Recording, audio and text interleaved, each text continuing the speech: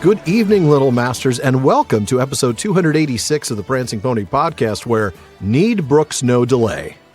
Yet late is better than never. Well, that's what they say. Maybe we should release this episode a day late just to see. Wouldn't that be interesting? It would be very, very interesting indeed. Folks, pull up a bench in the common room and join us. I'm Marcel, the Tolkienist, and I'm here with a man of the West who never appears to shrink down, cowed by age, Alan Sisto.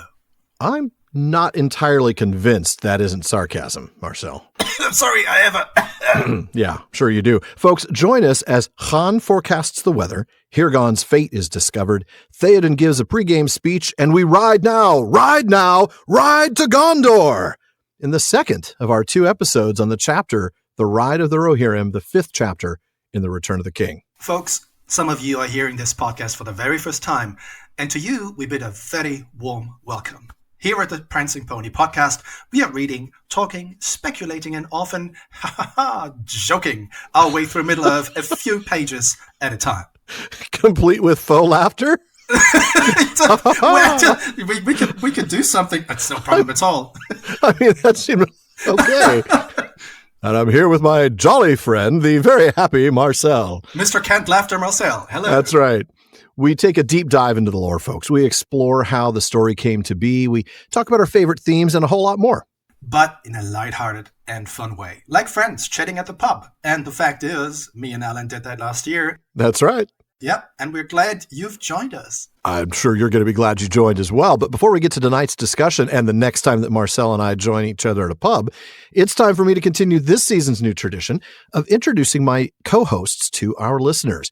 Now, I'm sorry we're only getting to this just as you're headed to the door, Marcel, but I hope you don't mind spending a few minutes letting folks get to know you a bit here in the common room. I'd be delighted. Good. Well, like some of the other guest co-hosts that I've had on this season, I've known you for a little while.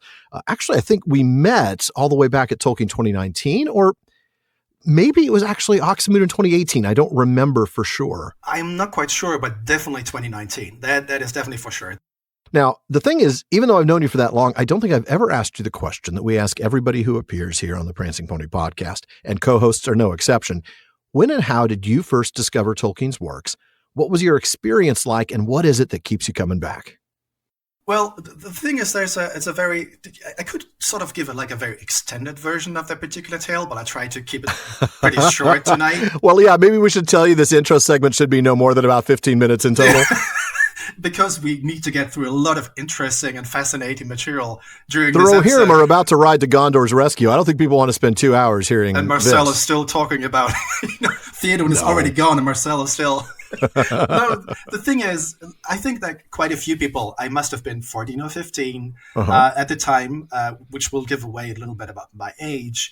Mm-hmm. It was when there was still a Yugoslavia somewhere in the 80s. Yeah. And we went for a summer holiday. We went to what is today Croatia, to beside the island of Cook. And some of you have met me. I have this sort of pasty white complexion. So sunshine is my eternal enemy. And I got Wouldn't we call that alabaster? Probably.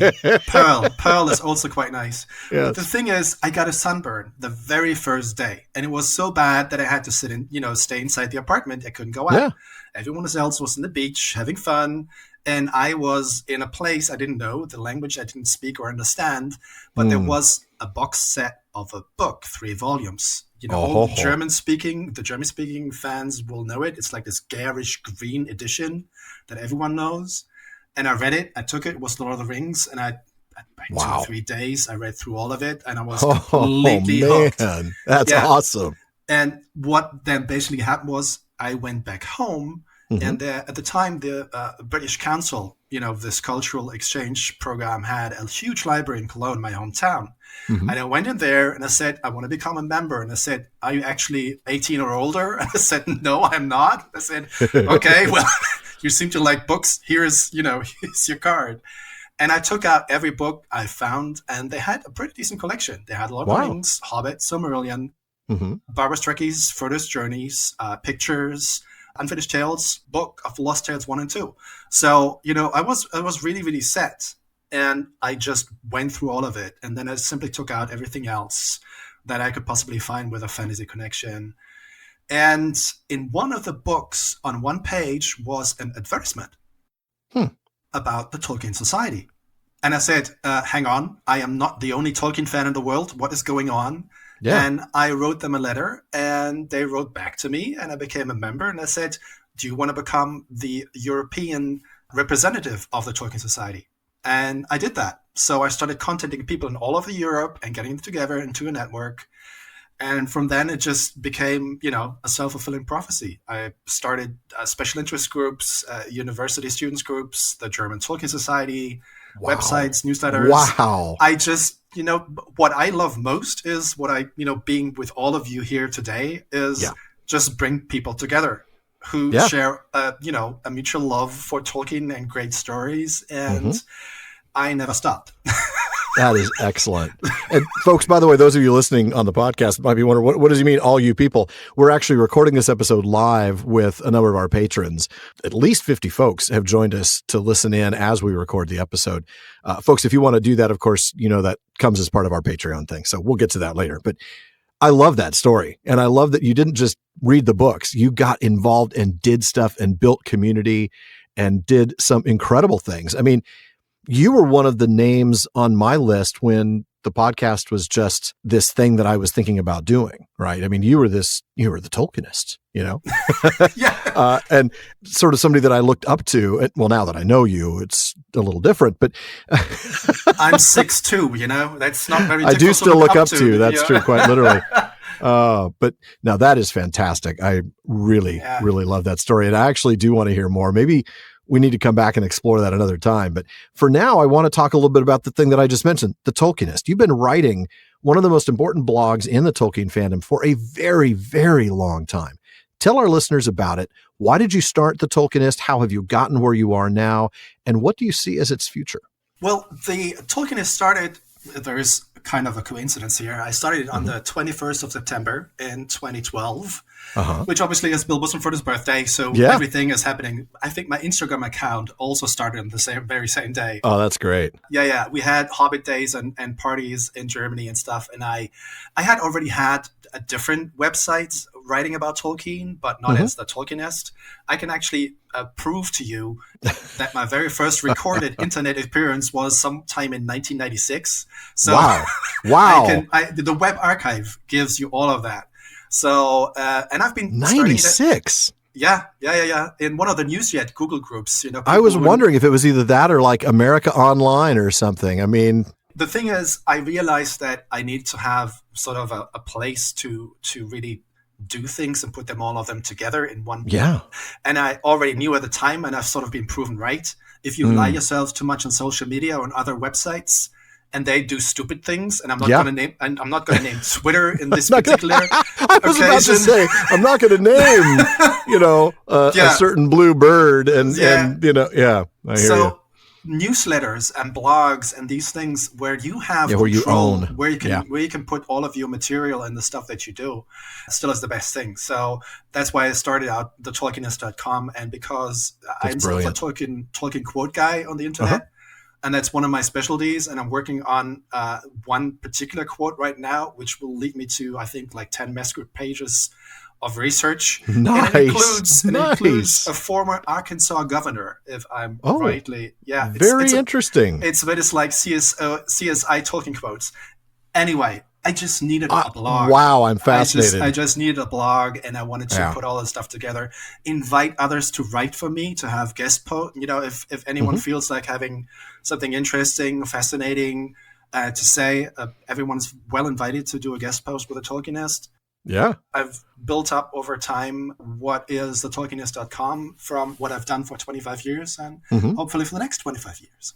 I love that. And you're absolutely right, by the way. I got to say, owning your own platform is super important. I mean, yeah, sure, we are distributed by, in our case, currently Spreaker, and that's fine, but we own the RSS. And if we ever had to go someplace, that's my RSS. I can take that, to any place that I want. And absolutely. And that's the only way I'm ever going to operate this thing. Yeah, absolutely. It's all about independence in a sense. And independence is, I think, a very human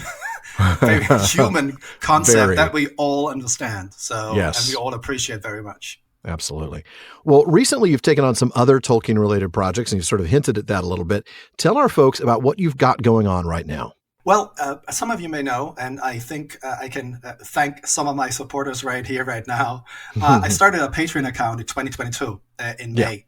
The pandemic, as many others, started out doing podcasts or blogs, whatever, to provide a haven, a place for people to come together. And, it's a great way of supporting people you appreciate in their work. And about 40 friends at the time came together to do just for me. And let's face it, thanks to the Rings of Power and the coming of the franchise and a number of personal, professional changes in the last 3 years, I sort of finally decided to take things more seriously. Cool. And I believe that I could, turn my passion to something that could pay my bills. So I recently switched to the European counterpart of Patreon, which is called Steady.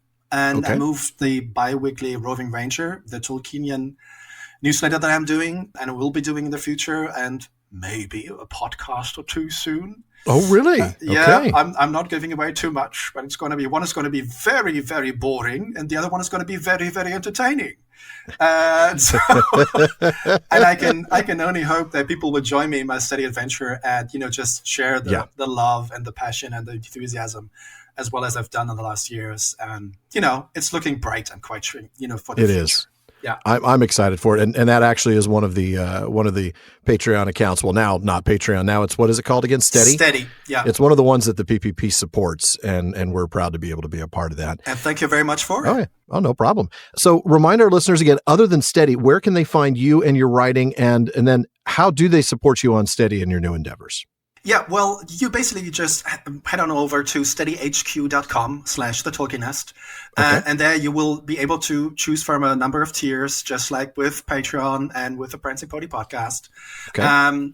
They can simply subscribe for free for the Roving Ranger to get the newsletter, or support me on different tiers. The Roving Ranger, podcast. Okay. Exactly. My blog, obviously, is thetolkiennest.com. I'm going to write stuff on that there as well, to have it publicly so everyone can have a look at it. I'm going to write, for example, about Queen Beruthiel and her cats very soon. The crazy cat lady of Middle-earth. Yeah. There is no crazy cat lady. I'm going to ask all the artists out there to write, do a picture of one particular scene, and I'm going to describe it in the blog post on this because it's going to be bloody hilarious. Imagine a huge ship manned by cats. And one very odd lady on the wheel, on the steering wheel, on the rudder, whatever. It's going to be hilarious. Oh, man, the cat's all dangling from the sails. And they go like, oh, man, Queen, what have you gotten us into this time? No. And on Instagram and Facebook, you can find me as The Tolkienist. And on Twitter, the _Tolkienist, because The Tolkienist on Twitter has been switching and changing for years now. Ever since, I think 2008. So I couldn't get that one. Okay. Well, but there you go. Enough. And now I'm picturing Antonio Banderas as Puss in Boots on Queen Beruthiel's ship. Passing on another ship and saying, do you need any help? Can I do something for you? He said, no, I got my cats. Queen Beruthiel, you're looking magnificent tonight. All right. Oh, man. Fun stuff. Thank you so much for having me. It's really a pleasure and really a privilege. But I think that quite a few people are sort of waiting for us to get to some actual Tolkien stuff. So would you start us out tonight? I will. I'd be happy to. We're literally going to pick up exactly where we left off last time after Khan Buri-Khan had said that his scouts would come back to him. The captains came, and then out of the trees crept warily other pukul shapes, so like old Khan that Mary could hardly tell them apart. They spoke to Khan in a strange, throaty language. Presently, Khan turned to the king. "Wild men say many things," he said. "First, be wary. Still many men encamp beyond Dean, an hour's walk yonder." He waved his arm west towards the black beacon. "But none to see between here and Stone Folk's new walls. Many busy there. Walls stand up no longer. Gorgoon, knock them down with earth thunder and with clubs of black iron. They are unwary and do not look about them. They think their friends watch all roads." At that, old Khan made a curious gurgling noise, and it seemed that he was laughing. "Good tidings," cried Eomer. "Even in this gloom hope gleams again. Our enemy's devices oft serve us in his despite. The accursed darkness itself has been a cloak to us. And now, lusting to destroy Gondor and throw it down stone from stone, his orcs have taken away my greatest fear. The outwall could have been held long against us. Now we can sweep through, if once we win so far. Once again, I thank you, Khan Beri Khan of the Woods, said Théoden. Good fortune go with you for tidings and for guidance. Kill Gorgun, kill orc folk. No other words, please, wild men, answered Khan. Drive away bad air and darkness with bright iron. To do these things we have ridden far, said the king, and we shall attempt them. But what we shall achieve, only tomorrow will show. Khan Beri Khan squatted down and touched the earth with his horny brow in token of farewell. Then he got up as if to depart. But suddenly he stood looking up like some startled woodland animal, snuffling a strange air. A light came in his eyes. Wind is changing, he cried. And with that, in a twinkling as it seemed, he and his fellows had vanished into the glooms, never to be seen by any rider of Rohan again. Not long after, far away eastward, the faint drums throbbed again. Yet to no heart in all the host came any fear that the wild men were unfaithful, strange and unlovely though they might appear. Setting us up for an incredibly exciting episode. That is, I'm really looking forward to it. We're hitting the ground running, aren't we? Yeah. People always ask me, how do you come back to Lord of the Rings when you've read him so many times? Yeah. And I think, things happen over the course of the years, and some people may have heard about the song which is called Winds of Change. Yeah. Me being German, I obviously know that as well. Mm-hmm. And ever since then, I have difficulties in reading that particular line without that music in the background. And somehow Khan Beri Khan as a metal guy really fits well. I'm sure he is. It absolutely fits perfectly well. Absolutely. Oh, you just see him standing in the background playing bass because, he's not quite demonstrative enough to be lead guitar.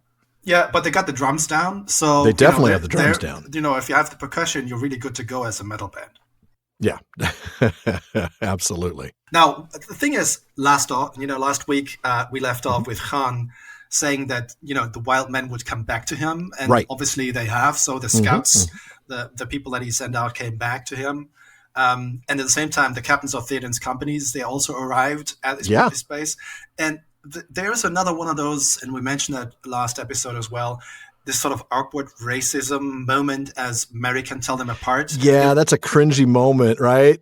Oh, they're so much like him, he can't tell them apart. Really? Yeah, and it's one of the things where you have to, critically read the text. Yeah. Merry is a hobbit, so he doesn't really know that much, but still.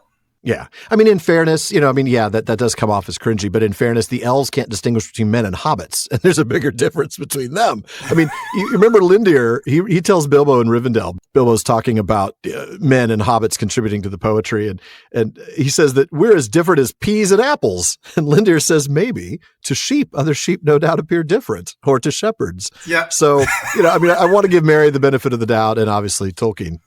I like that, if you imagine the scene between Bilbo, who's a halfling, and then this tall, good-looking guy, elf Lindir, and looking down at him, and then giving Bilbo. We're as different as peas and apples. You're all very tiny to me. Anyway, now, but back to the text. Obviously, Khan talks to his scouts, gets the information in, and gives the necessary information to Théoden, and they obviously have to be careful. There are a lot of enemies camped out on the other side of the mountains. Not very far away, right? We learned last time we're talking about 3 leagues? So we're talking about 9 miles away. Yeah. And it's a very large force. Khan Beri Khan has made it clear this army is bigger than yours. So you got to be really careful here. And of course, the thing is, though, the really big advantage is now that we've come this far and around where that army is camped, there are no enemies between here and what he calls the stone folks' new walls. Now, he's referring here, of course, to the Ramas Ekor, not the walls of the city itself. That's really important to know.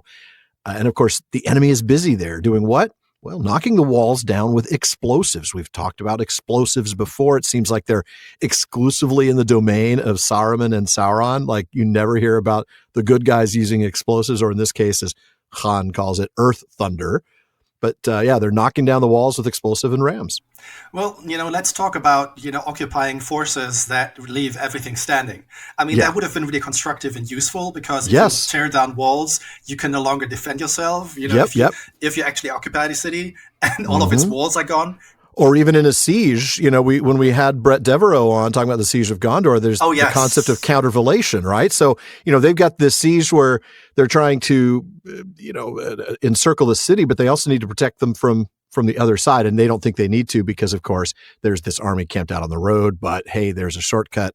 It's fantastic. I love this. It's particularly with Brett Devereaux's stuff. When he's talking about two things are essential: communication and understanding that particular piece of communication. Yes, and the enemy isn't scanning at all because they're so arrogant. They couldn't possibly get any support in. There couldn't be any relief forces. So they think they're safe, and that's something that makes Han laugh very, very heartily, and Yes, gurgly. It is an interesting. I was thinking about how do I do this curious gurgling noise, and then I thought better of it. Just a quick note on their laughter, by the way. I know it says here a curious gurgling noise. I want to expand on that. In Unfinished Tales, we read this part last week. Their voices were deep and guttural, but their laughter was a surprise. It was rich and rolling and set all who heard it, elves or men, laughing too, for its pure merriment untainted by scorn or malice. Love that. And what I also love very much about Unfinished Tales, I will always go for United Tales. I don't really know why.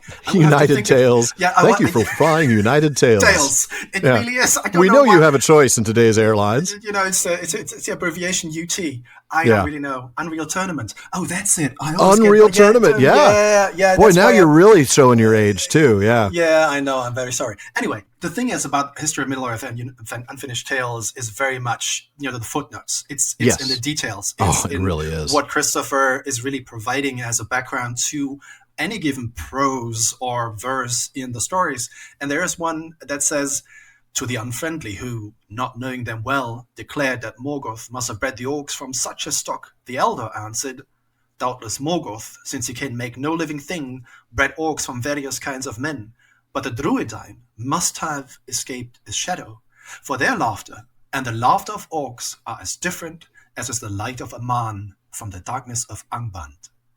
And that is a comparison, and that is a smackdown. It is, isn't it? So, and this is, elves saying, oh yeah, I'm sure they made orcs for men, but not those guys, because their laughter is just magical and it's so different from orcs. You want to say to that elf, oh yeah, actually, no, we think he made orcs from you guys.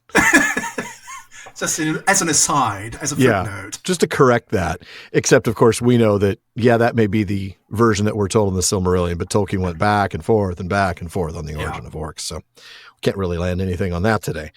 But coming back to the information that Han provides here, this is really good news, and AMR spells it out for us as to why.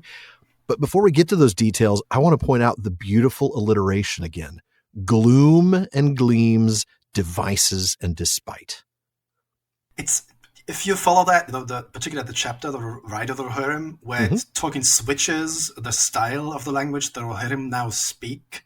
Yes. I mean, there's a small and change by iterations, and now they really go full epic in a sense. This is alliterative verse at its finest. It's just hidden in the prose, and I totally love that.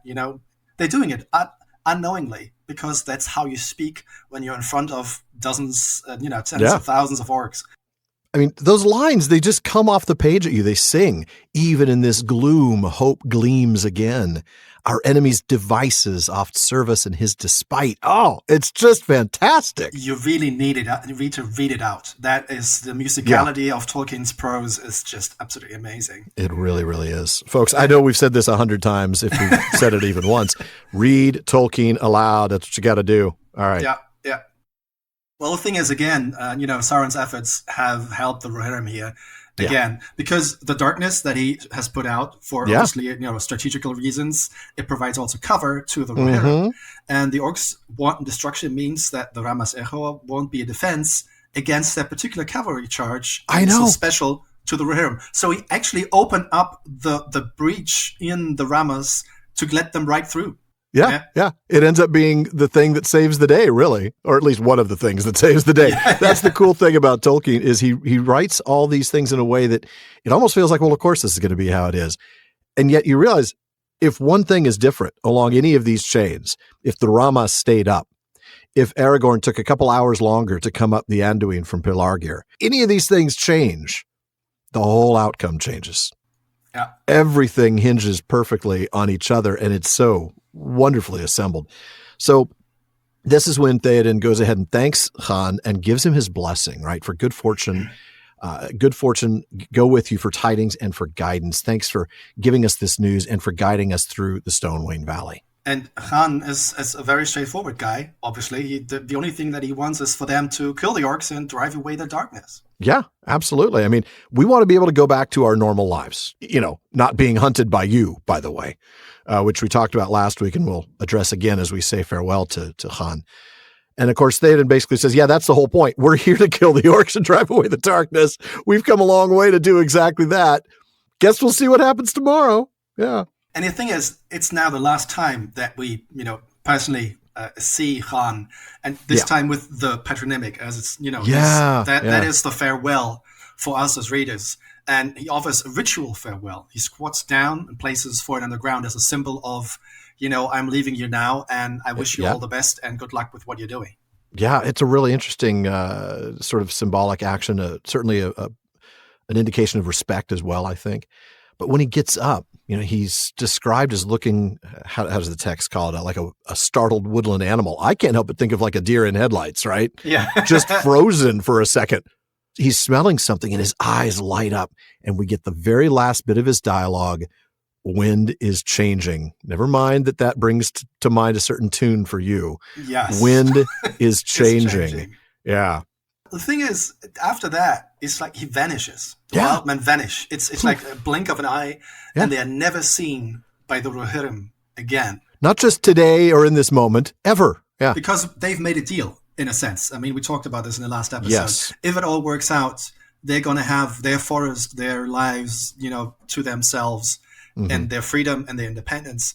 And they're obviously not really that much interested in interacting. No, you might call them isolationists to some degree. Yeah, in a sense, absolutely. yeah. But, very shortly after this, the drums take up again. And, the beats of but the you can hear them going further away now. All right. Yeah. Yeah, absolutely. So importantly, Tolkien ends this encounter, and I really do think this speaks well of how the narrator views Han. He ends this encounter with Khanbari Khan with high praise. Not a single one of the men of Rohan feared that the Woses would betray them. They may be strange and unlovely. I feel that in my heart. But they are clearly trustworthy to the men of Rohan. And I love that. It really is, again, because Tolkien uses this literary technique at referencing earlier similar occasions or words or, sayings and phrases. It's Eowyn's words to Aragorn on the plains of Rohan. Yet you speak the truth, that is plain. The men of the mark do not lie, and therefore they are not easily deceived. And that really ties in here, doesn't it? You're right. They're able to perceive the truthfulness of Han's words. They know that he is trustworthy. This truthfulness of character is something that is, of course, not surprisingly, a universally praised trait in Tolkien. So to see it here, I think sort of sends Han off on a high note. And I really like that. But let's go ahead and discuss, now that Han is off doing his thing, what we think and how we feel about the use of this trope. We touched on it last week. I really do think it's important for us to kind of dive into this a little bit and just confront it head on. I mean, there are certainly elements of a literary stereotype of Native Americans here, Pathfinders, the halting English, the exotic appearance, other cultures too, right? Well, I think there are also other elements involved. I mean, they have this knowledge of pigments and drawing pictures on wood and stone, as mentioned in Unfinished Tales. That brings to mind not only the Picts, but he also mentioned the use of the poison darts. There are so many different ways that could possibly go, but Tolkien was a man of the classics. You will find poison darts with Odysseus in the Odyssey, with the Trojan War and the Trojans. Completely forgotten about that. I was thinking like, the indigenous tribes in like Papua New Guinea or any of that. Absolutely, yeah. They obviously have too, but to me it often sounds ancient Gaul, the Romans, the Scythians. They all had these particular things. And what I really loved when I tried to look up a few things on Wikipedia is that, the words toxic and toxin come from the ancient Greek word for bow. So bow and arrow. Bow and arrow. It's okay. Toxone. So basically the thing with which you shoot the toxin becomes, there's a reference, a transference from meaning that is interesting. The effect. That's really absolutely lovely. That really is interesting. But I think that for Tolkien, he may have either thought about some of the South American tribes, or he may have thought about some of, the classics, heroes that he definitely read about. Mm-hmm. But it gives you an idea where he's drawing his inspiration from, and you still have to think about the trope, of course. Yeah. Where you have to be critical about this. Yeah. There are some other influences, like you said, you mentioned the Picts, and then obviously the wide range of influence with the poison darts. The use of the name Woses, we talked about that last week with Sean's philology fair, makes me think of the Woodwose in Sir Gawain and the Green Knight, so a medieval wood troll, possibly. That might be another source of inspiration. Dr. Verlin Flieger leans heavily into this idea of the medieval wild man in her essay on the topic, connecting Han's speech patterns to Tarzan and not necessarily to Native Americans. Also, John Garth, who obviously has written The Worlds of Tolkien, pointed out a couple of cultural references from what he describes as far-flung forest societies. He points out that the long-distance talking drums recall West Africa or New Guinea. The grass skirt perhaps suggests Pacific Island cultures. Poiters and arrows are, fairly universal. Yeah, you pointed that out. That's true. Good point. And Garth adds, interestingly, that Tolkien would have seen similar items whenever he stepped inside Oxford's astonishing showcase of anthropology, the Pitt Rivers Museum. Now, I've not been there. I've been to Oxford, but I've never been to the Pitt Rivers Museum. But now I have something to add to my list for the next Oxenmoot. I have to warn you, it's one of those museums where you have to spend more than a day. It's just so much to take in, so many wonderful exhibitions and items to see. It is definitely... in itself, it's a beauty. It's the whole building is absolutely fantastic. So if anyone is at Oxenmoot and you want to join in, I'm going to be early on Oxenmoot this time. So maybe we're going to go for the Pitt Rivers or the Ashmolean. Let's just visit for a couple of hours. Definitely. Yeah. By the way, I forgot to mention, folks, that Flieger article that I quoted. That is from an article entitled Tolkien's Wild Men from Medieval to Modern. That originally appeared in Tolkien the Medievalist, a collection edited by Jane Chance. And that's also in Dr. Flieger's own book, Green Suns and Fairy. With all that said, Tolkien at least had Native Americans in mind at times. Yeah. He mentions them using a very outdated term on fairy stories. Yeah. When he explains that he had very little desire to look for buried treasure or fight pirates, and Treasure Island left me cool. Red Indians were better, they were bows and arrows. I had and have a wholly unsatisfied desire to shoot well with a bow, and strange languages and glimpses of an archaic mode of life, and above all, forests in such stories. Now, before we jump on Tolkien for using an outdated and offensive term, let's be frank, keep in mind that On Fairy Stories was written in 1939. Now, the phrase that most of us use today to refer to the indigenous peoples of North America, Native Americans, was not in use until the 60s. I'm not trying to say that it's less offensive, but he was literally just using the descriptor available to him at the time. So just want to keep that in mind.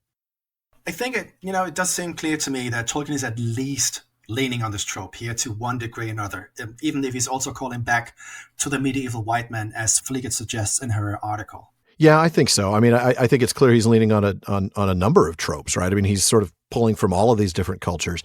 But I do think that the way the authorial voice speaks of Han and the wild men seems much more positive than that trope might otherwise be used. The statement about their truthfulness and faithfulness, and the thing we talked about last week, the way that Tolkien has Han put the smackdown on Éomer for his patronizing condescension. That is a very, very We are not children, you idiot. Man. It's a very steep learning curve for Mr. Marshall of the Riddermark, blah, blah, blah. Seriously, Éomer, right? Man. Yeah. No. And I mean, it's good to see that Éomer really swiftly understands, He does. You're right. He doesn't keep driving forward down that road, does he? No. And he appreciates the information that's coming in. And, obviously there's a strategic mind to appreciate. Yeah. But, there's a very important fact that we've not discussed yet. And that is they're referred to as wildmen, but it is capitalized. Yes, we've not talked about that. You're right. That's very important. This is in sharp contrast to the wildmen of Dunland. Yes.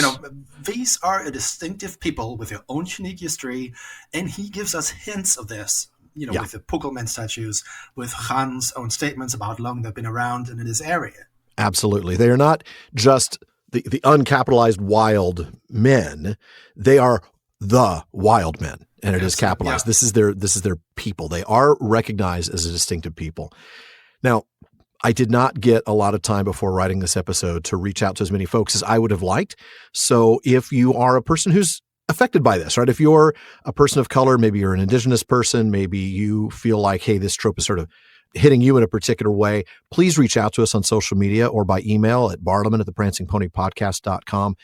We really do want to hear from you. And we hope that what you have to say will help our listeners grapple with this more honestly. So thank you for working through that with me, Marcel. I mean, obviously we're two white guys, but we're trying to look at it as openly and honestly as we can. I do want to point out one other little interesting thing. I didn't know where to put this. So this is kind of where I'm addressing it, but both the kings that show up to battle, Aragorn and Théoden, they do this thanks to the help of these ancient mysterious forces, right? Aragorn has the help of the dead Oathbreakers. Théoden gets the help of these ancient wild men. And my hunch, and maybe I'm just reaching here for something, is that this is another way that Tolkien gets the point across that we would do well not to forget the past. In some ways, the past is stronger, right? The paths of the dead and the dead men, they're able to come in and be this victorious force. And in some ways, the past is purer. The wild men, they live this, close to nature life, and as a result are sort of admirable for it. And it certainly puts very strongly, puts an emphasis on this is a team effort. It really is. You cannot achieve any of this without the stepping stones that you have to go through to get to Minas Tirith and finally defeat the enemy at the first major battle. It could not have gone without the help of all these different forces. Absolutely. So, It takes both Rohan and Gondor, and for Rohan and Gondor to survive, you also need the Rangers. And for the Rangers to get there, you need the dead men of Dunharrow that broke an oath thousands of years ago. And for the Rohirrim to get there, you need the help of these wild men who've been there since before this land was colonized. It is a really interesting combination. And I don't think it's by accident. So, well, folks, we'll have more for you right after the break.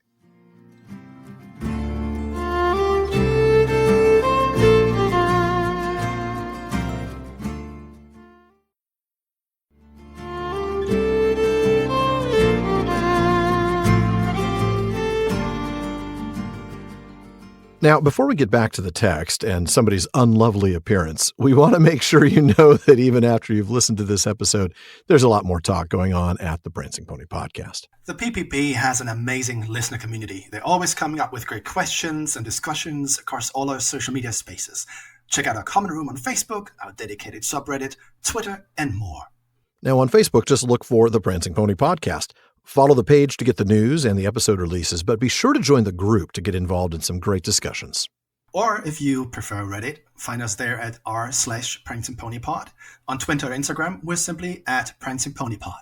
And we're also finally on TikTok at Prancing Pony Pod, so please follow me there as well. And finally, my all-new daily podcast, because I'm apparently crazy, Today's Tolkien Times, should be launching sometime in April. It's going to be a short-form podcast, also with a video element. It will be available in a traditional audio podcast as well. Each day is going to feature something different, from Mailbag Monday to Word Nerd Wednesday to Silmarillion Saturday. So join me on this new adventure, and please follow at Tolkien Times on Twitter, Instagram, and TikTok. And you can find me on Facebook at Today's Tolkien Times. You are crazy, Alan. I'm quite sure, because you're doing even more. Ta-ta-ta-ta. I don't know what I'm thinking, and there's still more on the plate. Maybe down the road, I'll tell you about another time. Now, before you step out of the common room later tonight, Marcel, I wanted to chat with you about this recent project that Sean and I have been working on. We finally come to the most important thing tonight. The book. The book! I knew you would talk about it. I'm really looking forward to getting my copy signed at Oxenmoot. Oh, absolutely. And if the book makes its print, we will be there signing them. So, folks, a reminder, our book is called Why We Love Middle-earth, and it should release this September, just in time for Hobbit Day and the start of Season 8 of the Prancing Pony Podcast. We are really excited. Well, you can't leave us without, sort of explaining a little bit what the book is about. Come on. Of course. Folks, with the release of last year's Amazon show, The Rings of Power, and some of the other ways that the Tolkien fandom has been growing lately, we believe that a brand new group of viewers is going to be looking to learn more about the rich world of Middle-earth fandom. Why We Love Middle-earth is intended to be a guidebook for folks like that who are diving into Middle-earth for the very first time, as well as for Legendarium veterans who are looking for more information on a specific aspect of Tolkien's works or on the fandom. And so as a result, the book is going to be a collection of short chapters, each serving as an introduction to different things. An introduction to one of Tolkien's books, an introduction to books about Tolkien, an introduction to the languages or to certain adaptations. There's a whole section on adaptations. The idea is to draw readers deeper into Middle-earth as they read along with us.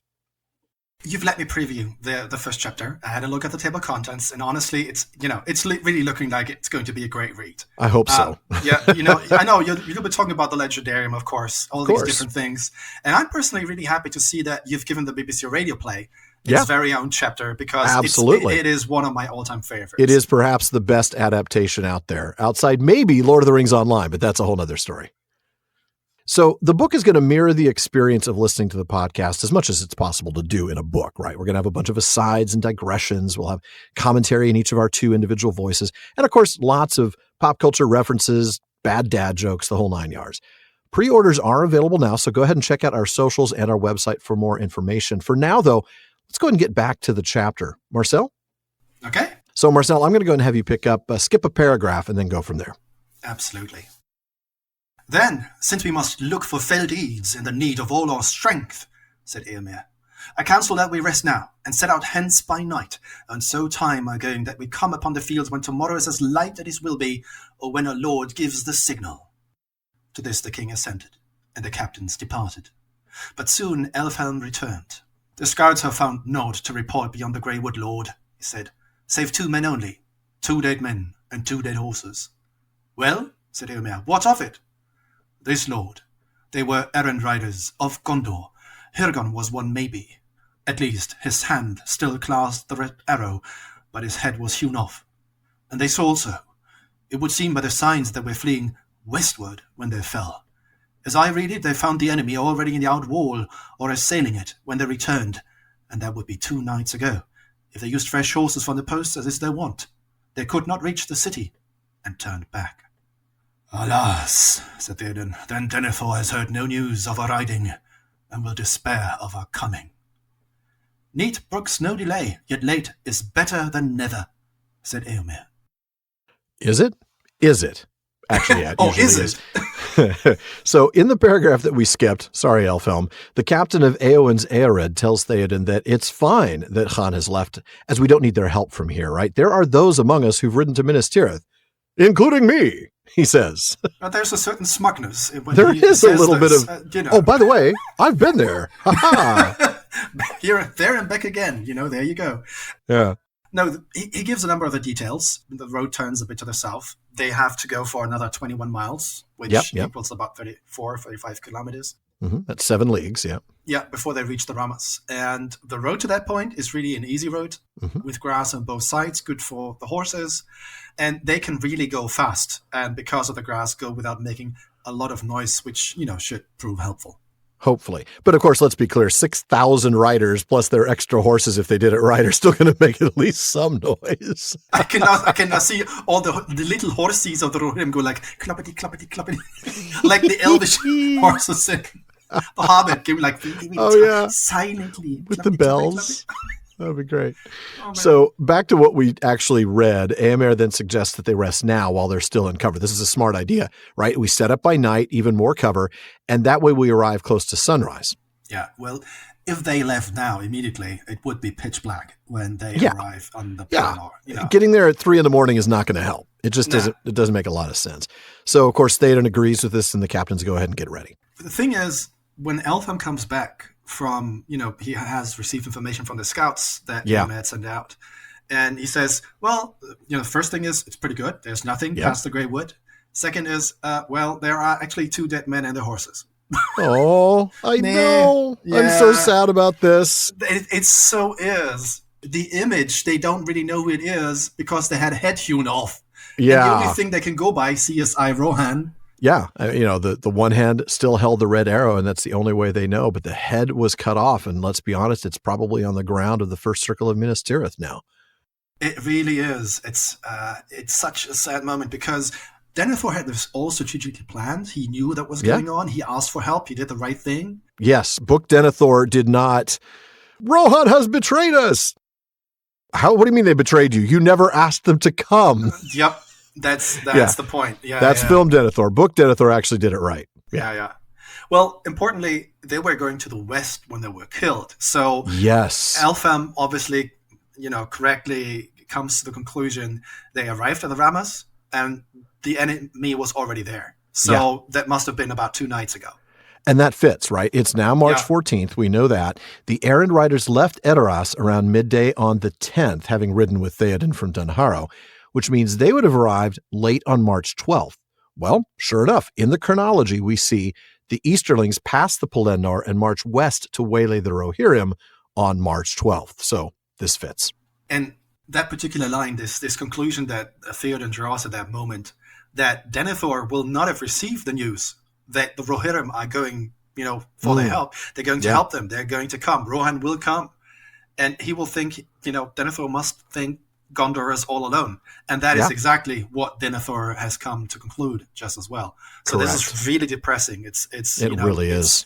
It is another piece in that, the process that Denethor is going through at the end, cracking, when he really turns bad and decides to burn himself and his son. Yeah, absolutely. You can't help but wonder, would this one piece of information, had Hirgon been able to make it back and say, Théoden is coming, he's mustered 6,000, he's on his way, would that have helped save Théoden from the utter despair that he embraces at the end? I don't know, because he was pretty far gone, to be clear. The fact is, all the circumstances led to where they led for Denethor, and we'll get to that when we get to the Pyre of Denethor soon.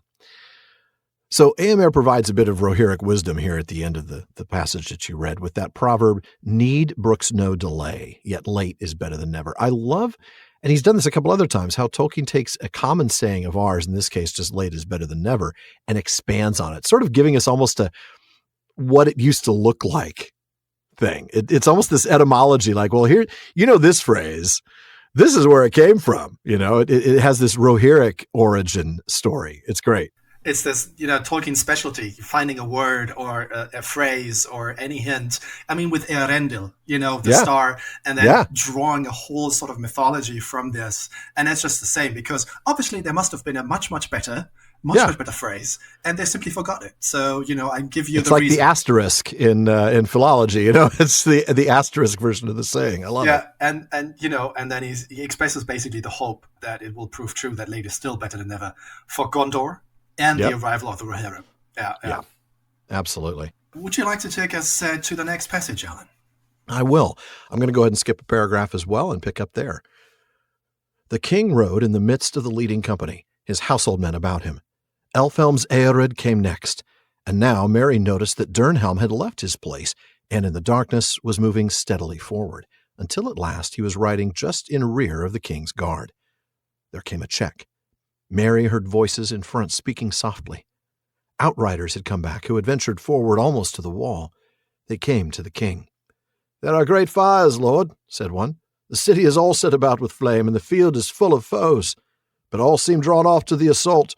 As well as we could guess, there are few left upon the outwall, and they are heedless, busy in destruction." "Do you remember the wild man's words, lord?" said another. "I live upon the open wold in days of peace. Weedfara is my name, and to me also the air brings messages. Already the wind is turning. There comes a breath out of the south. There is a sea tang in it, faint though it be. The morning will bring new things. Above the reek, it will be dawn when you pass the wall." "If you speak truly, Weedfara, then may you live beyond this day in years of blessedness," said Théoden. He turned to the men of his household who were near, and he spoke now in a clear voice, so that many also of the riders of the first Eored heard him. "Now is the hour come, riders of the mark, sons of Eorl. Foes and fire before you and your homes far behind. Yet though you fight upon an alien field, the glory that you reap there shall be your own forever. Oaths ye have taken, now fulfill them all, to lord, of land, and league of friendship." Men clashed spear upon shield. "Eorna, my son, you lead the first Eored," said Théoden, "and it shall go behind the king's banner in the centre. Elfhelm, lead your company to the right when we pass the wall. And Grimbold shall lead his towards the left. Let the other companies behind follow these three that lead as they have chance. Strike wherever the enemy gathers. Other plans we cannot make, for we know not yet how things stand up in the field. Forth now, and fear no darkness. See, Big that chills. fear nor darkness. That's, there are some words and some short lines that he just puts out there, and my mind is always blown. It's that particular part of the Ride of the Rohirrim, which to this very day, ever since I first read it, is my absolute favorite. And finding out later on, at the time I didn't know it. I didn't know that Tolkien had done this tape recording decades ago. And then I found it somewhere on a CD or a vinyl or whatever. And then hearing him read that out, big thanks to our very special guest reader. It's always a pleasure to have him on the show. Yes, it is. And of course, folks, that was J.R.R. Tolkien himself. It does give me another chance to remind you that if you have not purchased the J.R.R. Tolkien audio collection, simply pause this episode now, go to our library page, and buy it. You will not regret it. It is fantastic and an absolute must-own for every Tolkien fan.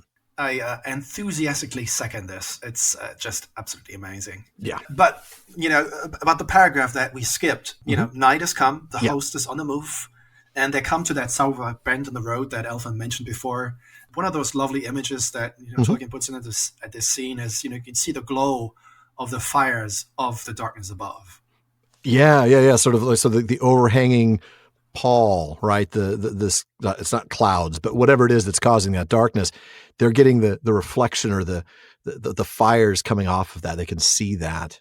That must be visibly intimidating. They know these fires are happening because Gondor is burning. And yet at the same time, it provides a little bit of light, gives them a direction to head in. Yeah. So back to what we did end up reading. The king is in the van with the king's guard. Those are his household men around him. And unlike Denethor, I want to point out, Théoden is very much not a chateau general. He most certainly is not. Remember, Denethor in the last chapter is telling Pippin, this is the way to lead an army like Sauron is, sending them all out and not actually showing up. He'll only show up when it's time to gloat. Theoden is not like that. I love it. No. And, Elfham's Ered is right behind them, including Merry and Dernhelm, who is quite surprisingly slowly moving up to the front of the group, right up behind the King's Guard. What a coincidence. What a coincidence indeed, Dernhelm, if that is really your name. Wink, wink. Wink, wink, nudge, nudge. So we've talked about Aerids before, by the way. We're seeing that word several times in this passage. And we will be answering a question in the mailbag about that shortly. So we're going to skip over the Aerid discussion again for now. The host stops as a few of the Outriders, which are basically short-range scouts, come back to give news to the king. So basically what we see is that there are fires all around the city and that the whole Pelennor is full of, the enemy is just there. Everywhere. And on the wall itself, so the Ramas, there aren't that many. And the ones there are basically just destroying, looting a little bit. I don't know. They're looking not on their backs. They're not looking out for their arrival. So that comes as a bit of a surprise. Once again, it is a helpful thing. The way the enemy functions is falling into the hands of the Rohirrim. Now, the other outrider speaks to the king, and we actually get his name. His name is Widfara, and that is Old English for far traveler, from Wid, meaning wide, and Fara, meaning farer or traveler. And he reminds Théoden of Han's words about the change in the wind. Yeah, I love that. It's not much, but it's coming from the south, as there is a taste of the sea to it.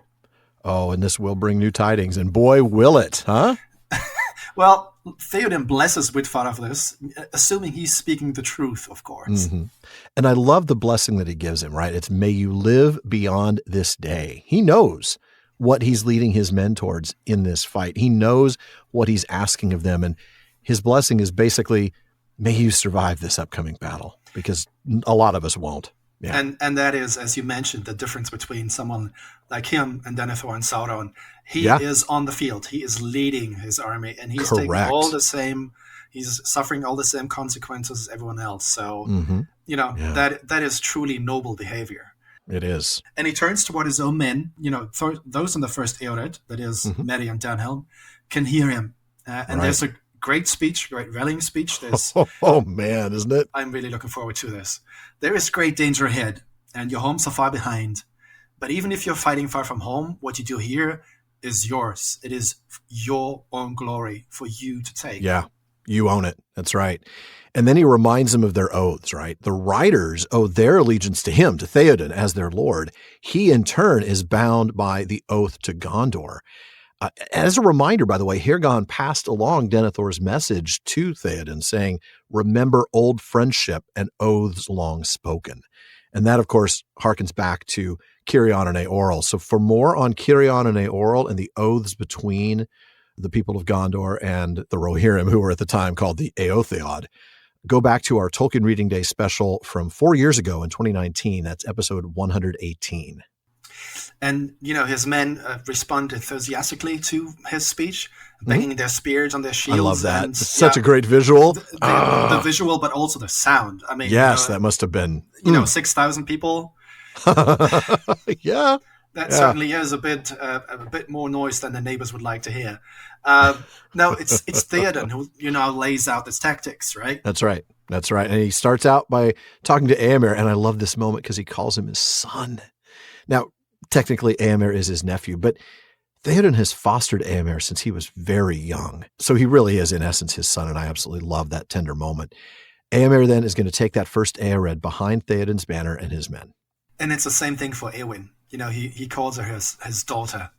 And that's gone beyond the sort of duty to raise a nephew and niece, but they have become his close family. They really have. It really says a lot about how, who Théoden is and how he conceives of close friendships and relationships. So agreed wholeheartedly. I love it. And I think it also reflects well on why Théoden took Merry into his service as well. It's that same sort of love that, absolutely. I mean, obviously on a smaller scale, but that's a very nice pun, I have to say. On a smaller scale. Yeah, I know. Oh, man. I'm sorry. It's a halfling's love.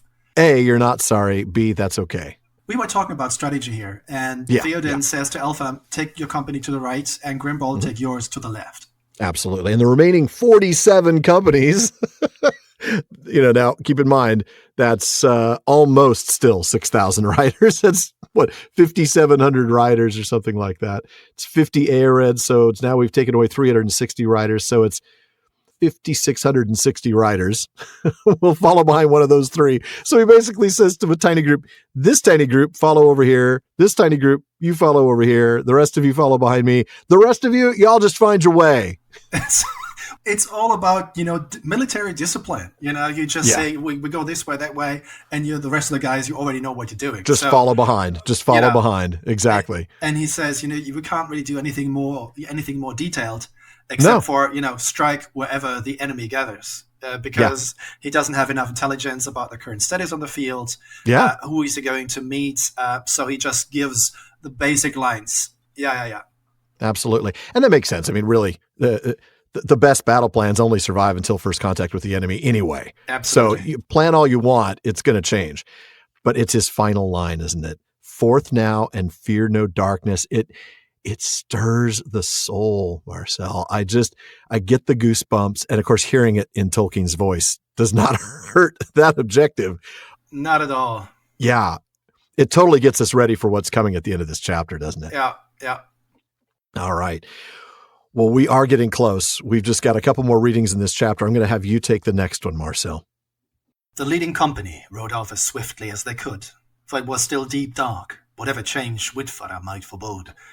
Merry was riding behind Danhelm, clutching with the left hand, while with the other he tried to loosen his sword in its sheath. He felt now bitterly the truth of the old king's words. In such a battle, what would you do, Meriadoc? Just this, he thought, encumber a rider and hope at best to stay in my seat and not be pounded to death by galloping hoofs. It was no more than a league to where the outwalls had stood. They soon reached them, too soon for Merry. Wild cries broke out, and there was some clash of arms, but it was brief. The orcs busy about the walls were few and amazed, and they were quickly slain or driven off. Before the ruin of the North Gate and the Ramas, the king halted again. The first Ered drew up behind him and about him on either side. Durnhelm kept close to the king, though Elfheim's company was away on the right.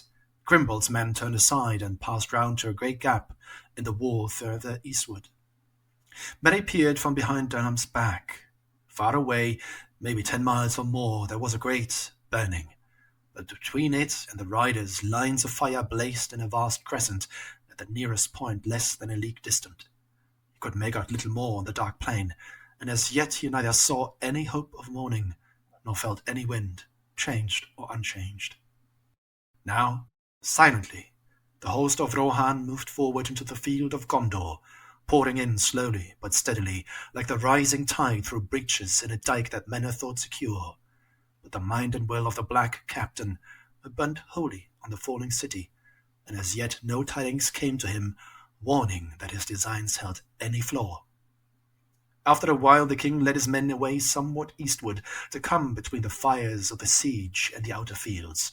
Still they were unchallenged, and still Théoden gave no signal. At last he halted once again. The city was now nearer. A smell of burning was in the air, and a very shadow of death. The horses were uneasy. But the king sat upon Snowmane, motionless, gazing upon the agony of Minas Tirith, as if stricken suddenly by anguish or by dread. He seemed to shrink down, cowed by age. Merry himself felt as if a great weight of horror and doubt had settled on him. His heart beat slowly. Time seemed poised in uncertainty. They were too late. Too late was worse than never. Perhaps Théoden would quail, bow his old head, turn, slink away to hide in the hills. Wow. Okay, it's getting good, folks. It's getting really good. And Marcel, thank you. That was another fantastic reading. Great stuff. So going back to the beginning of the passage that you read, they start towards the Ramas. We're told it's still deep dark. So we're talking, middle of the night, 2 a.m., 3 a.m., something in that range. And in this darkness, Merry is having these thoughts as he tries to ready himself for the coming battle. And I mean, I love the scene when he, offers, his services, and he says, I want to fight with you, for you. Yeah. I want to be in the battle, because everyone else has gone there. And right. I don't want to be left alone. I don't want to be sung about as the guy who was left back at the, Just like Frodo of the 9 Fingers and the Ring of Doom. And Merry wasn't there. That's right. And Merry got stuck in Edoras. And No, that doesn't really make any sense. No, it's a really sad song. But he remembers. I did like, though, your Frodo of the 9 Fingers and the Glenn Yarborough reference. That was actually really nicely played. It is the best. I love Glenn Yarborough. It's the best music ever. But the thing is, he remembers Théoden's question. And as someone, as your grandfather, talking to a grandchild saying, I want to keep you of harm's way in such a battle, what would you do? What would you do? And we talked about it last time. That's a really legitimate question. Merry simply does not possess either the height or the reach to be an effective cavalryman with Rohan. No, he really doesn't. I mean, what he ends up accomplishing, obviously, is tremendous, but he doesn't accomplish it as a cavalryman. Let's be clear about that. In fact, he realizes now as he's thinking this through what his presence actually means. It means he's going to be in Durnhelm's way. He's going to cause this rider to be encumbered. His best hope, like the best case scenario, is just not getting thrown off and trampled to death by thousands of Rohirrim horses. So 3 miles or so later, they end up reaching the Ramas. There is really not much fighting, just a few orcs. They are either killed or driven off by the arrival of the Rohirrim because, they are surprised. They are very surprised. Their enemy is in front of them, not behind them, right? They think they are secure, as Han was laughing about earlier. They are so bent on destroying Gondor stone by stone. So they stop once they're through the gate. And this is when we see Durnhelm making his move again, I should say, into the king's company instead of staying with Elfhelm. Very interesting. I'm going to keep on sliding up. And now, suddenly I'm near the king. Yeah, it's a very nifty move. I mean, how does nobody really realize what is happening here? I mean, a rider's a rider in the middle of the night. I mean, it's 3 a.m. Yeah. That would be very, very sneaky and stealthy to get that in. But there was this understanding, Durnhelm, Elfhelm, so it's all good. Yeah. It is all good. Now we get back to Merry's perspective, which is, the reader's perspective as much as we can. Yes, as And, usual, yeah. He sees the city far away, the great burnings, and, it's 10 miles, 16 kilometers, and there are lines of fire in front of the walls of Minas Tirith. Yeah. Exactly. Now, these are the trenches that we saw in the last chapter when Matt and I were doing the Siege of Gondor. The nearest of these trenches is now only 3 miles away, just a single league. And interesting enough, Merry does not sense what, Whitfather had said. There's no sea wind yet. Right. That's right. Now, we will get to that, but it's not yet. So the riders are making their way through the remains of the wall, through what's left, and into the Pelennor. And despite the fact that there are 6,000 of them, they're able to do this without any opposition. And it's because the Witch King's sole focus is now on Minas Tirith. And simply put, you talked about this earlier, the importance of battlefield communications. There have been no battlefield communications. So he is totally unaware of their presence. So Théoden can actually simply move and strategically position his whole army. Yeah. He leads his forces further east. But there is this moment, he had his speech, this wonderful line of "Forth now and fear no darkness." And there seems to be, not forgotten, but there seems to be such an oppressing atmosphere that, they can smell the burning. Oh. And Tolkien's way with words is something that obviously we don't have to explain here. But no, we've been talking about that for 7 years. Yeah, the very shadow of death in the air. That is just a terrifying and overwhelming sort of thought. So the horses are clearly uneasy, as animals often are in these kinds of circumstances, right? Théoden is still, and the text tells us it is as if he was stricken suddenly by anguish or by dread.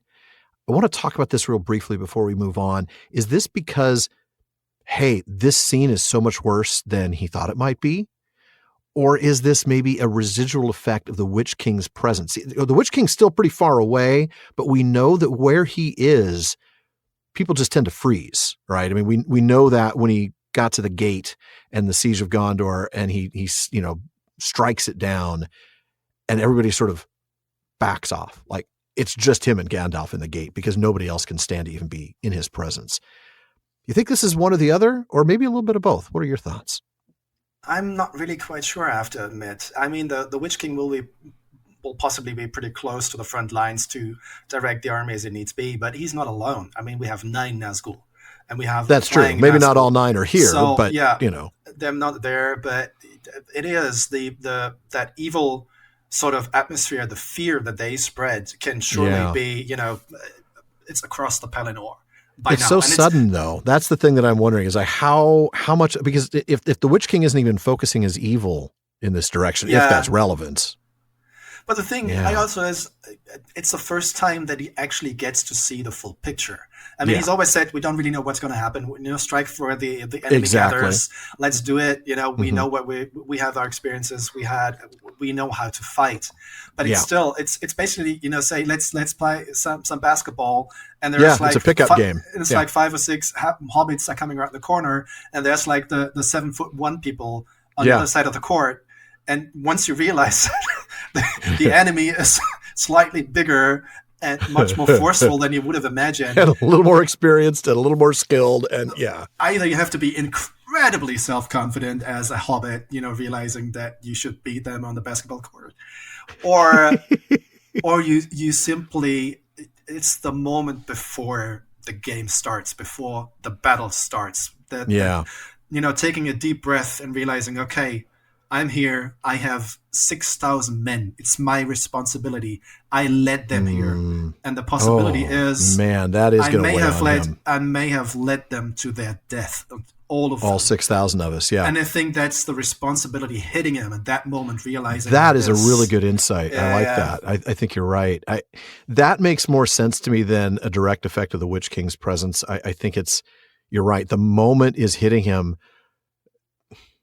Yeah, it's always been a very strong possibility that we're going to go and die. Sure. And he's spoken of that as though, going and dying isn't the worst thing possible. But, this is that moment where he realizes, I have led my men to their death. This is going to be an unsurvivable battle. Man. So Merry sees him under the pressure of this, getting smaller and bent by the years. And it's almost as though we're being witness to a transformation back into the Théoden that Gandalf first rescued from Wormtongue's influence, and I'm going to say this and you're not going to believe it, just 13 days ago. Because yes, it was that recently, even though it feels like that happened ages and ages ago. It's been less than 2 weeks since Gandalf essentially rescued Théoden. If anyone could publish a self-help book on getting you in 14 days to that position, from Wormtongue to victory, I mean, that's like the subtitle. From the couch to war in 14 days. Yeah. That is absolutely amazing. But it also tells you that there's so much strength in Théoden that has just lying dormant and, being cowed by Grima's influence and his poison that he was pouring into Théoden's ears. Yeah, but man. It's not only Théoden. It's Merry himself feels that particular impact. It's the great weight of horror and doubt, which might be a hint towards the Nazgul again, because that's what they do. Yeah. It is fear. It's that. I mean, horror is such a wonderful word in that particular context. Mm-hmm. The moment of incredible tension, Tolkien builds up to. This might end in complete and utter failure. Yeah. And Merry thinks, oh my God, we're too late. But maybe even this king whom he loves and respects and appreciates so much, he will turn around in fear and hide somewhere in the hills. For Merry to think that of Théoden in this moment is so depressing. Is so I really can't put it into words. It's a wonderful moment and incredibly sad at the same time. And it's a moment for us as the reader, because of course we're often the ones who inhabit the viewpoints of the hobbits. And, here's Merry and we're switched into his perspective. And now we are doubting whether Théoden can do this. We are fearing that Théoden is going to turn around and fail here. And as I said, I only realized this today in a sense. Mm-hmm. You are going to read now my favorite part of The Lord of the Rings. Have fun. Thank you, sir. I'll do my best. Then suddenly, Merry felt it at last, beyond doubt. A change. Wind was in his face. Light was glimmering. Far, far away in the south, the clouds could be dimly seen as remote gray shapes, rolling up, drifting. Morning lay beyond them. But at that same moment there was a flash, as if lightning had sprung from the earth beneath the city. For a searing second, it stood dazzling far off in black and white, its topmost tower like a glittering needle. And then, as the darkness closed again, there came rolling over the fields a great boom. At that sound, the bent shape of the king sprang suddenly erect. Tall and proud he seemed again, and rising in his stirrups, he cried in a loud voice, more clear than any there had ever heard a mortal man achieve before, "Arise! Arise, riders of Théoden! Fell deeds awake! Fire and slaughter! Spear shall be shaken! Shield be splintered! A sword day! A red day ere the sun rises!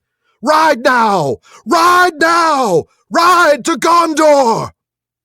With that, he seized a great horn from Guthlaf, his banner-bearer, and he blew such a blast upon it that it burst asunder. And straightway all the horns in the host were lifted up in music, and the blowing of the horns of Rohan in that hour was like a storm upon the plain and a thunder in the mountains. "Ride now! Ride now! Ride to Gondor!" Suddenly the king cried to Snowmane, and the horse sprang away. Behind him his banner blew in the wind, white horse upon a field of green, but he outpaced it. After him thundered the knights of his house, but he was ever before them. Éomer rode there, the white horsetail on his helm floating in his speed, and the front of the first Éored roared like a breaker foaming to the shore. But Théoden could not be overtaken. Fey he seemed, or the battle fury of his fathers ran like new fire in his veins, and he was borne up on Snowmane like a god of old, even as Orome the Great in the battle of the Valar when the world was young. His golden shield was uncovered, and lo, it shone like an image of the sun, and the grass flamed into green about the white feet of his steed. For morning came, morning, and a wind from the sea, And darkness was removed, and the hosts of Mordor wailed, and terror took them, and they fled and died, and the hoofs of wrath rode over them. And then all the host of Rohan burst into song, and they sang as they slew, for the joy of battle was on them, and the sound of their singing that was fair and terrible came even to the city. Wow. Thank you, Alan. I mean, we had talked about it when we were going to read who was going to read what. I could not have done that because I would have simply broken out and, start crying. There were a couple moments where I started to feel it. Man, that is such an amazing passage to read, and to have the privilege of reading out loud is just, whew, thank you for letting me do that. This contrast, this perfect build-up in the prose, Théoden's doubts, his hesitation, Merry seeing this, the perspective we as the readers have, seeing that there's a possibility they will flee, they will slink away, they will leave Gondor to its destruction. I'm out. And then one moment, it's like a switch. One moment there is all the courage and all the oaths that have been taken. They will keep their promises. Yes, they will. It really is breathtaking. It really is. Yeah, that truly fantastic. I mean, you said this before as your favorite passage in The Lord of the Rings. I don't know if I have a single individual favorite, but this would be in competition for it. Yeah, it is fantastic. It really changes, in the course of the years reading The Lord of the Rings. There are different parts in the story that I, sometimes like more and then change to something else. But there's one constant. There's one thing that I will always appreciate, and that is Théoden, fey he seemed. And when what the word fey is, I mean, I had to look it up at the time. Yeah, we'll get to that for sure. Dictionary at the time. But understanding what he represented, and then Orome the Great, like the Valar. And he simply, other authors will probably shy away from that, and he just says, lo, exclamation mark. Like and in lo, the sentence. It shone like the sun. I love it. Because you have to do it at this point in time, because that's the pertinent thing to say. That's exactly right. That's what Théoden would say, well, it's not Théoden's words, but it's that epic of a moment that you need to throw those in there. Yeah. And I love it. It's again, we're giving the Hobbit's perspective. We're giving Merry's perspective. Now he senses that change in the air. That's right. He feels the wind in his face. Yes, and that gives us, as the readers, that sense of change. Now, a reminder that they are coming from the north of the city, so that means it's a wind from the south. That's why it's in their face, so it's coming from the sea. And now Merry can even make out the shape of the clouds, where before all was just this, shapeless dark. Yeah.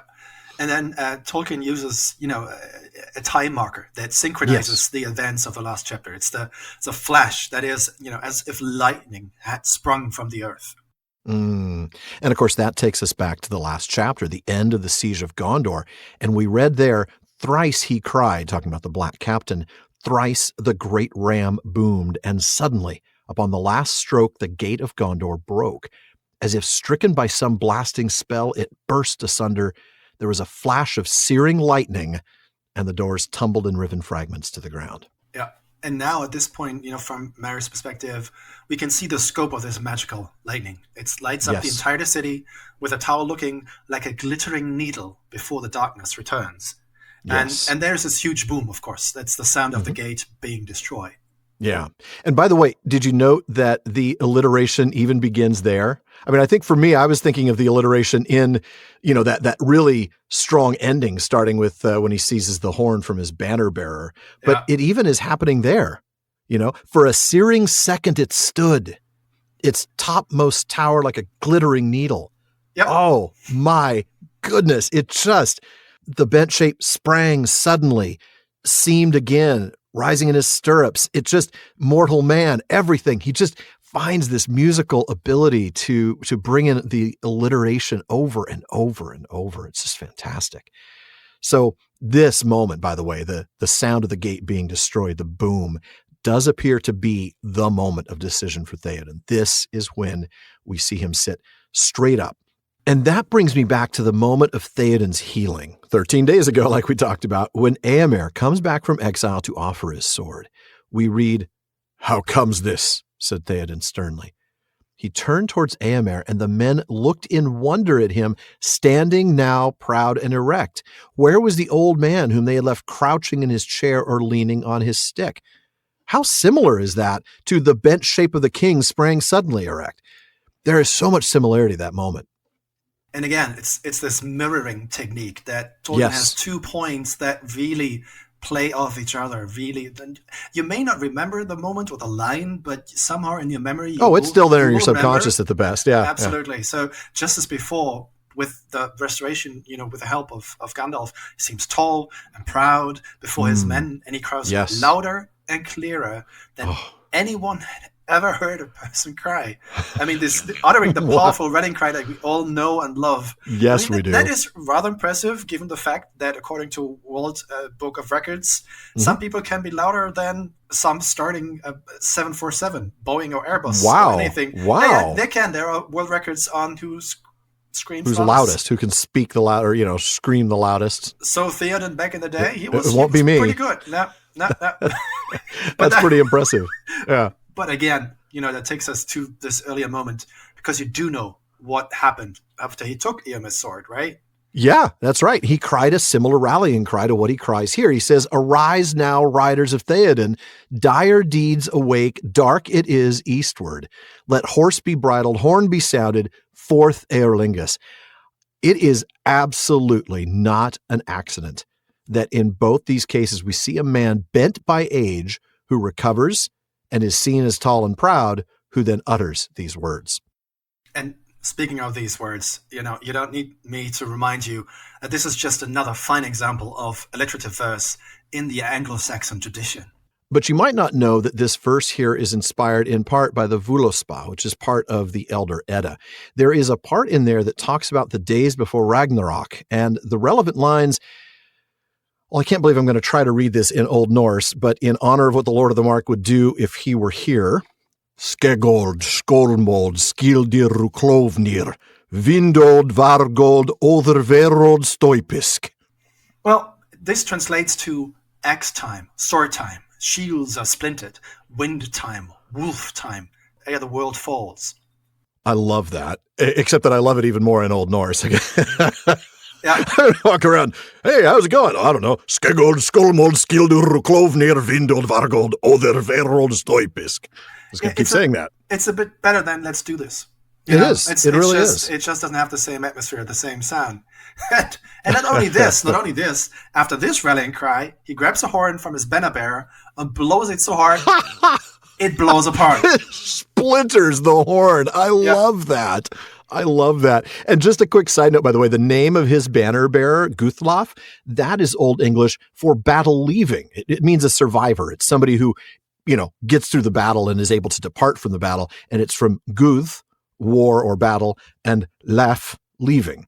Sadly, however, Guthlaf will not laugh this Guth. He dies in the upcoming battle. And in reaction to Théoden's horn blast, the horns of the riders sing out in response, and we get this breathing simile, like a storm upon the plain and a thunder in the mountains. Before Théoden repeats his final line, it's just... Oh, man. Yep. The moment. And that is when Théoden cries out to his horse, and away we go on one of the most lyrical descriptions of a battlefield charge that I have ever seen. Well, I think if by that time you haven't realized that Tolkien has a certain penchant for alliteration, this sort of proves the point. Behind, banner blue, horsetail, helm, front, first, foaming, fey, fury, farthest, fire, grass and green. So he's really pulling out all the alliteration stops. He really, really is. And then he also starts with these A but B phrases. Behind him his banner blew, but he outpaced it. After him thundered the knights, but he was ever before them. And the description of Eomer and his Ered, like a breaker foaming to the shore, but Théoden cannot be overtaken. It's A but B. And the but is always Théoden, but he outpaced it. But he was ever before them. But Théoden could not be overtaken. Man, it is just on fire. I love it. And then he pulls out that comparison to Automate the Great. I mean, we all know and maybe love him as the huntsman of the Valar. We've seen the Silmarillion. We've heard about the history of Middle-earth, all of this stuff. But put yourself in the shoes of a reader when The Return of the King first came out in 1955. Just imagine all the people who read these books for the first time, and they're like 100 question marks. All about these fascinating characters, places, pieces of history, and they wouldn't have found out more about this textual ruin until the publication of the Silmarillion 20 years later. Exactly. The Battle of the Valar, Orome the Great. What are we talking about? Man, just fantastic, absolutely fantastic stuff. But then we get this extended example of something called parataxis. Now, this is when words or phrases are put next to each other, and the word comes from the Greek for side-by-side arrangement, so that each element is of equal importance. Now, the most well-known example might be something like, I came, I saw, I conquered. Now, parataxis can't use subordinating conjunctions, things like although or because or until, conjunctions that connote a particular type of relationship between those phrases.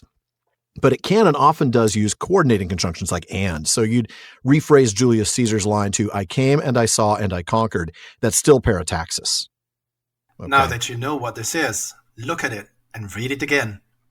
Yeah. And darkness was removed, and the hosts of Mordor wailed, and terror took them, and they fled and died, and the hoofs of wrath rode over them. Yeah. It's...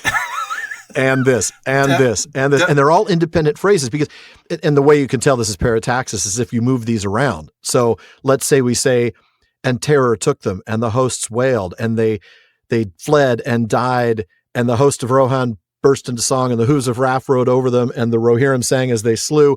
It doesn't matter because they're not one reliant on the other. They're not necessarily contingent. They are, well, examples of parataxis. I mean, I hate to get totally in the weeds, but it's such a cool thing. And Tolkien breaks this tool out in a few other spots, especially in the Silmarillion, that are really, when you see them, you'll notice them. You're like, oh, this is what he does when moments come like this. Yeah, but you have to realize that obviously the Horse of Mordor have not, never received that level of education. So for them, it's not called parataxis. It's just called damn bad news.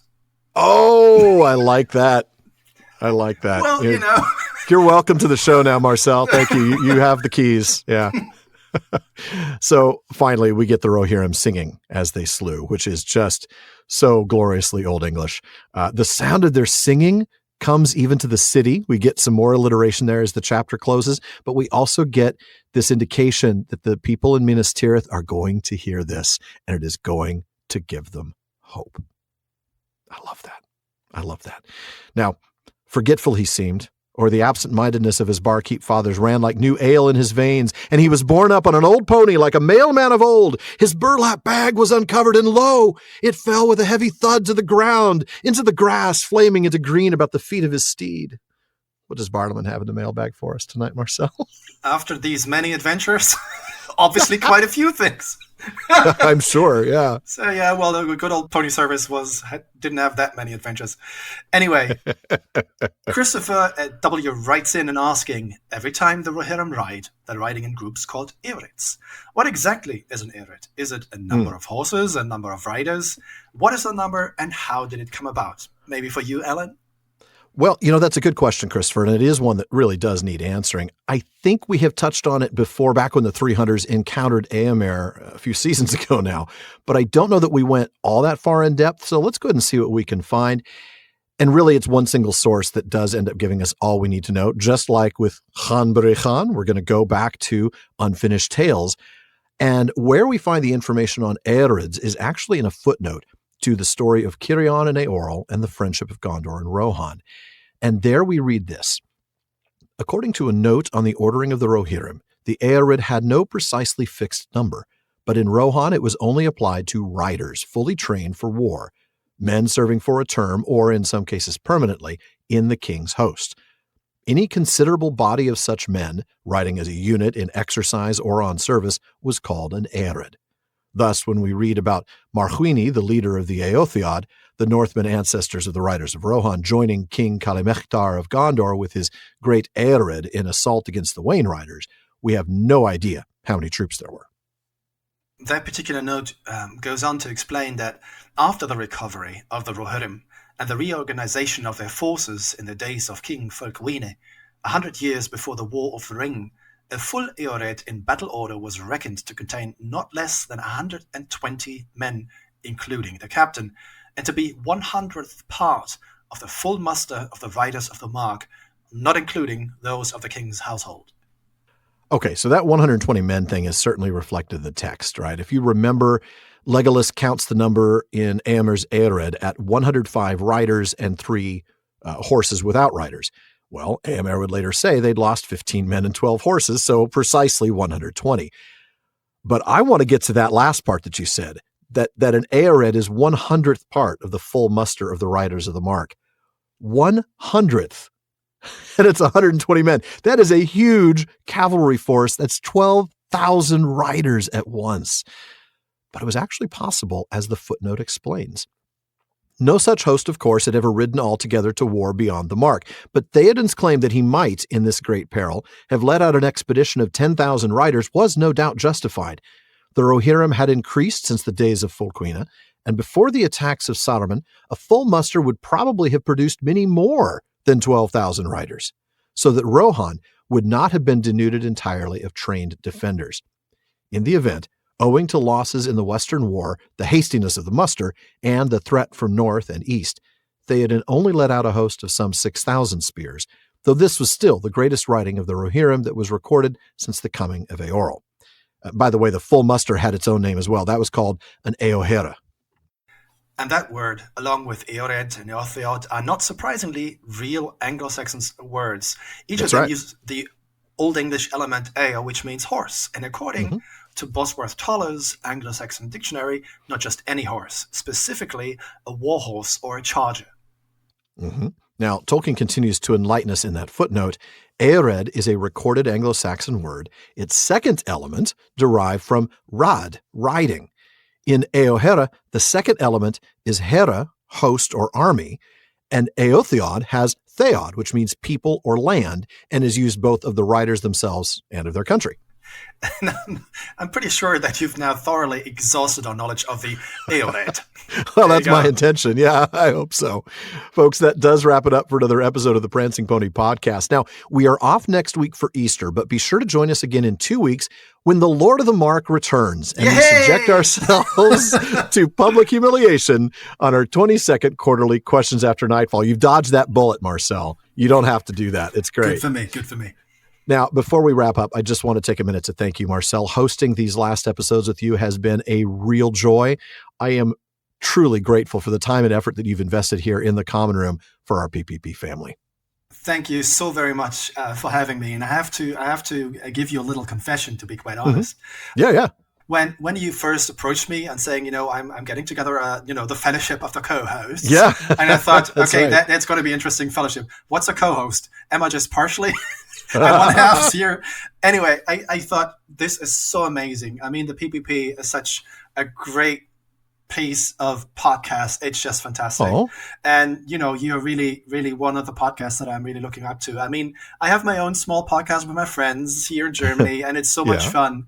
But seeing what you guys have achieved and the community that you have built over the years, I had, the first 1 or 2 episodes with you, I was really sort of nervous and, trying to sort of keep back a little because my normal self, as some people in the channel may attest, it's a bit more enthusiastic. So today being with all of you has been such a joy, and you've seen more of Marcel as at his normal self.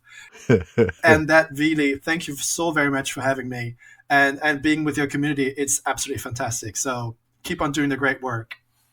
Thank you, Marcel. It really has been so much fun having you here, and I'm looking forward to seeing you again at Oxsummit. We'll have to do a quick little chat that we'll record for the podcast then as well. Absolutely.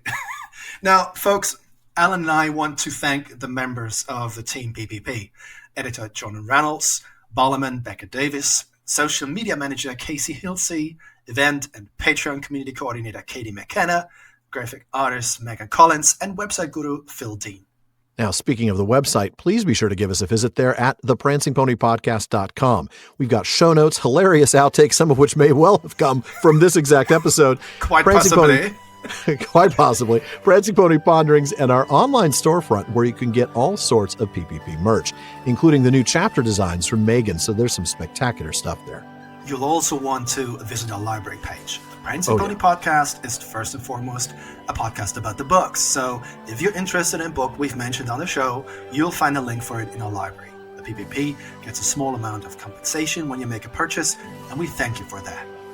We also want to thank our patrons at the Kirdans contribution tier, and I'm going to start with DeMay in Alaska, James in Virginia, Tamsin in Minnesota, Chad in Texas, Lance in New Jersey, Paul in Colorado, Jerry in Texas, Joseph in Michigan, and my apologies, you've been Joseph in Texas for so long I forgot that you moved, Kathy from North Carolina, Lori from Washington, Carlos in California, Brian in the UK, Ned from Connecticut, Jerry from Washington, Joe in Washington, and Erwin from the Netherlands.